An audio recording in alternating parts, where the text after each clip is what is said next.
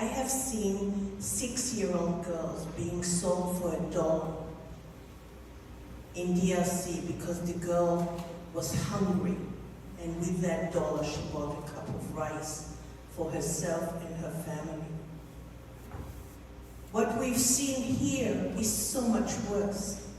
The idea that you can use women as weapons of war by raping and mutilating and killing women, young girls, and killing families, nations, everything.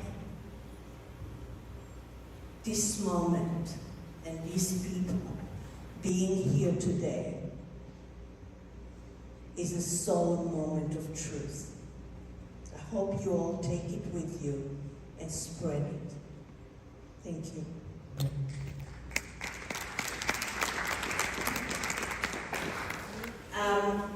My first question is to you, Ahmed. You have experienced horrific things in your life recently. Your entire family, 29 people, were killed in Gaza during the Israeli-Gaza war and with Hamas. And yet you decided to be so outspoken about the atrocities of October 7th. In your own words, please tell us about your journey here.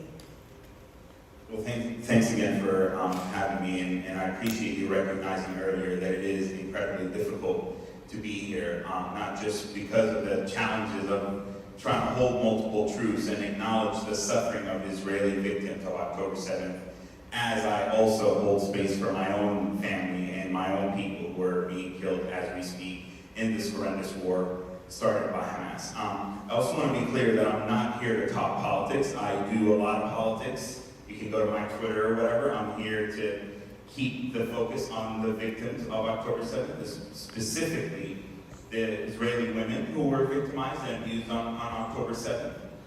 I was compelled to put myself out there after I saw what was unfolding. It was October 6th here in the United States, and I knew that Gaza as we knew it would cease to exist. I knew this would be a horrendous disaster of epic proportions for my folks and my family and people. I was also horrified by the dehumanization of Israeli victims on October 7th, the celebration of taking women and children as hostages and relegating that to a mere act of resistance. This idea that October 7th was entirely unavoidable and that it was only a consequence of policies that Israel committed. I maintain that it was entirely avoidable and that Hamas made choices that harmed Israelis and harmed the people of Gaza. And so the main message that I want to share and offer here, again in the spirit of keeping the focus on Israeli victims and Israeli women who were abused and the hostages as well, is that it is entirely possible to hold multiple truths, to have a focus on empathy and shared humanity, not as a kumbaya, big picture, let's hold hands and have falafels and everything's going to be fine, but actually as a pragmatic evolution that's going to help us get past one of the most horrific episodes of the Israel and Palestine conflict. And so I can feel empathy for Israeli women, I can feel sadness and horror, I can talk to Israeli hostage families as I have, I can talk to former hostages, while I also am critical of the war and the killing of my family members, children as young as 3 and 4 months old, shredded to pieces, my aunt Zainab, my uncle Abdullah, all of my family members that I grew up with, my homes being destroyed. I don't have to exclude the suffering of Israeli victims. And it's easier said than done. It takes a daily commitment. It's hard. I'm being pulled in a bunch of different directions. People on the pro-Palestine side and people on the pro-Israel side, everybody's projecting onto me what I need to be saying, what I need to be doing. And I've decided that I'm going to speak my truth, leveraging my lived experience, my contacts and connections with the Jewish community, but also my contacts with my people and my family. And I want to just be one last thing clear. It's like I never claim to speak on behalf of the Palestinians. I speak for myself. I operate solo. I have a very unique lived experience.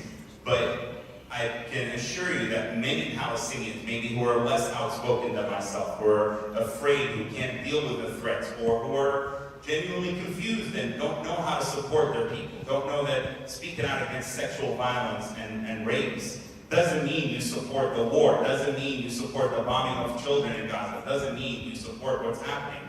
So there are many people that may not think exactly what I'm thinking, but they hold different bits and pieces of my views and opinions.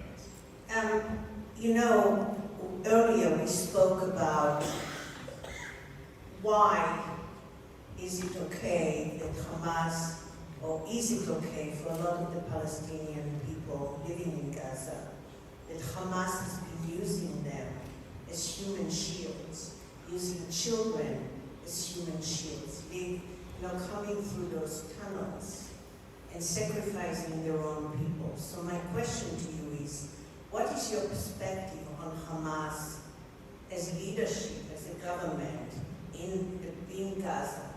And what is the plight for the Palestinian people in view of that? Certainly, and despite being out of Gaza for many years, like I said, my immediate and extended family were there. I tried to build an internationally run Israeli-approved airport in Gaza in 2015. I have contacts and networks there and feel that I can speak from experience and actual data. And the truth is, while Hamas does in fact have a base of support that I personally would not put beyond 30%, a large number of the people of Gaza, including those who once upon a time supported Hamas, are furious with what the group has done for almost 2 decades in terms of the getting a blockade imposed upon Gaza due to their strategic choices, aligning with Iran, the stealing of a lot of the Palestinian people's resources, the embedding of militant assets throughout the civilian population. That is an open secret, something that is known to the NGOs and the UN and the international community that for years, through good intentions, inadvertently enabled Hamas to entrench its control. The people of Gaza protested against Hamas in 2017 and 2019. In 2023, in July and August, right before October 7th, the people of Gaza understand that Hamas does have its infrastructure and tunnels to take care of its people, and it's stealing aid and it's stealing the supplies while they have to fend for themselves above ground. The unfortunate reality, nevertheless, is that you look at people why aren't the people in Russia and in Iran and in Belarus and in North Korea, why aren't they rising up and overturning their regimes? The reality is when you have a battered, beaten population that is also suffering from Israeli policies, also suffering from the war, but is also unarmed. And it's a combination of brainwashing, it's a combination of control, it's not a democratic society. It's very difficult to speak out. I'm in the West, I'm in the United States, and it's immensely challenging for me as somebody who holds multiple truths and balances and tries to have empathy for my own people as I'm also building bridges with Israeli and Jewish communities. Imagine how exponentially difficult that is in Gaza. And so I don't want to, my intention isn't to manufacture dissent where none exists. But it is an absolute fact that the Western media has done a horrible job of highlighting dissident voices in Gaza. There's this implicit desire almost to paint all Gazans as being behind Hamas. And by the way, and I wrote about this on Twitter, even people that normally support the resistance and the armed resistance narrative. I talked to Palestinians one-on-one who confided in me how they're absolutely horrified by the taking of women and children and how, as hostages, the treatment of even of those soldiers we saw in this video.